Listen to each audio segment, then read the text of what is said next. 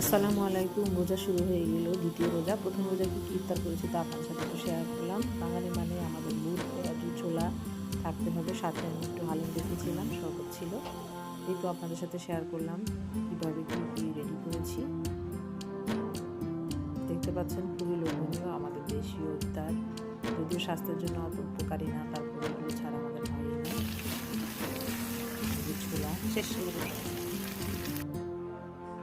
পেঁয়াজু,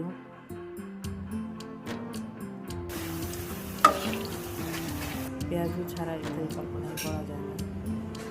ভাতের সাথে পর্যন্ত আমরা খাওয়া যায়। আর হচ্ছে হালিম, গরুর মাংস রান্না করে নিয়েছি, তারপরে হালিম প্যাকেট দিয়ে ভালো করে এটাকে সিদ্ধ করে তারপর বেরেস্তা দিয়ে বাগার দিয়েছি। আলুর চপ বেগুনি বানানোর জন্য অবশ্যই আগের থেকে একটু বেসনটা মেখে রেখে দিতে হয়। তো সবাই ভালো থাকবেন, সবার রোজা ভালো থাক। সেই ইফতার আইটেম আপনাদের সাথে শেয়ার করলাম, কেমন লাগলো সবাই বলবেন। আল্লাহ হাফেজ, সবাইকে রমজানের শুভেচ্ছা।